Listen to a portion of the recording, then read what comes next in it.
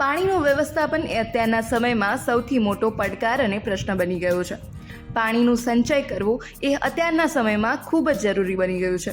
તેના જ માટે જિલ્લા સ્તરે ટકાઉ જળ વ્યવસ્થાપન અંગે સેમિનાર યોજાયો, જેમાં 150થી વધારે પ્રતિનિધિઓએ શીખ્યું કે પાણીનું વ્યવસ્થાપન કેવી રીતે કરવું.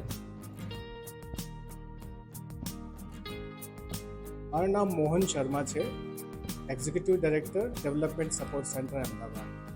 ડેવલપમેન્ટ સપોર્ટ સેન્ટર એક સ્વૈચ્છિક સંસ્થા છે જે 1994થી પ્રાકૃતિક સંસાધનોના વ્યવસ્થાપન માટે કામ કરે છે, ખાસ કરીને લોક આધારિત કાર્યક્રમ. આજે જે કાર્યશિબિર યોજવામાં આવ્યું છે વિસનગરમાં, એ મહેસાણા જિલ્લાનો કાર્યશિબિર હતો. ને કાર્યશિબિરનો જે હેતુ હતો કે જે ખેડૂત છે એ લોકો જે છે પાણીના અત્યારે વપરાશકર્તા તરીકે જે છે કામ કરે છે, પરંતુ પાણીને જે છે એનો સંચય, એનું સંરક્ષણ કરવાનો હવે સમય પાકી ગયો છે. એ ખૂબ જરૂરી વિષય બની ગયો છે. અને આજે જે વર્કશોપ થઈ એના અંદર લગભગ 150 જેટલા પ્રતિનિધિઓ છે. 90 જેટલા પ્રતિનિધિઓ ખેડૂત છે, અલગ અલગ ગામોથી આવેલા મહેસાણા જિલ્લાના. લગભગ 30 જેટલા સરકારી અધિકારીશ્રીઓ છે, કૃષિ વિજ્ઞાન કેન્દ્ર, સિંચાઈ વિભાગ, આત્મા, જિલ્લા વિકાસ કચેરી, એ બધા તમામ જે જળ ક્ષેત્રમાં કામગીરી કરે છે એ વિભાગોથી આવેલા છે.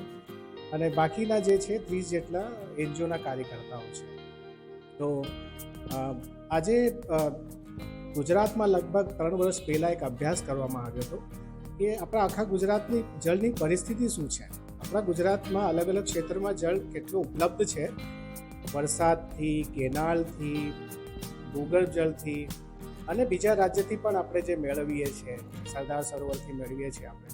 તો આ પાણી કેટલો ઉપલબ્ધ છે ને એના સામે પાણીનો વપરાશ કેટલો છે, ઇન્ડસ્ટ્રીમાં કેટલો વપરાશ છે, ખેતીમાં કેટલો વપરાશ છે અને ઘરગથ્થુ કેટલો વપરાશ છે. ચોંકાવનારા એમાંથી તારણો મળ્યા છે કે લગભગ તમામ વિસ્તારોમાં જળની ઉપલબ્ધતા આપણા ત્યાં છે વધી છે. સરકારશ્રીના જે નૂતન અભિગમો છે, એમના જે સરકારની યોજનાઓ છે, એ થકી પાણીની ઉપલબ્ધતા તો વધી છે, પરંતુ એના સામે જે વપરાશ છે એ ખૂબ વધારે વધી ગયો છે અને અસંતુલન બની ગયો છે.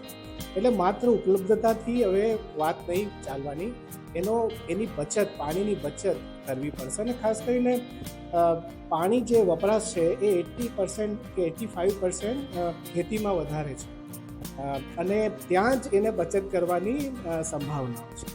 તો આજની કાર્યશિબિરના અંદર જે અભ્યાસ કર્યું એ અભ્યાસના તારણો મૂકવામાં આવ્યા અને એના જે બોધપાઠ છે, સરકારશ્રીના અધિકારીઓ માટે બોધપાઠ છે, અલગ અલગ વિભાગો માટે બોધપાઠ છે, એનજીઓ માટે બોધપાઠ છે અને ગામ લોકો માટે બોધપાઠ છે.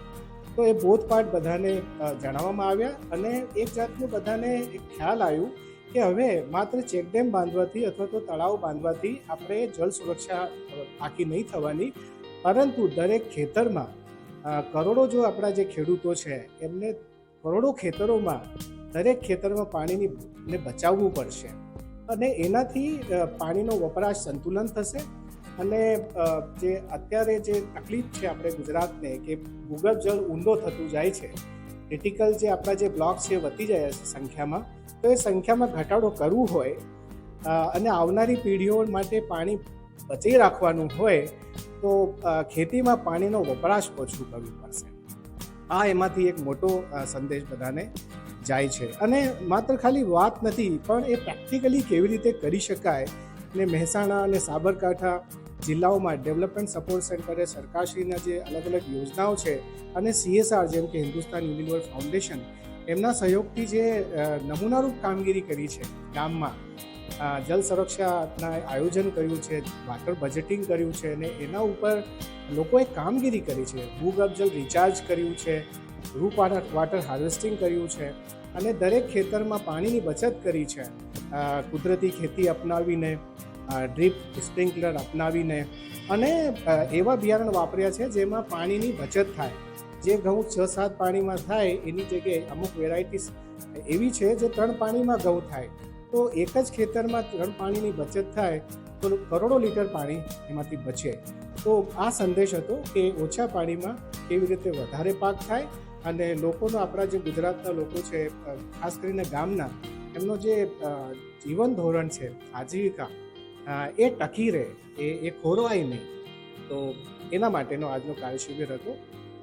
Thank you. ઉત્તર ગુજરાત એક એવો પ્રદેશ છે જ્યાં બહુમતીમાં ખેડૂત સમુદાય છે. લોકોની મુખ્ય આજીવિકા ખેતી અને પશુપાલન છે.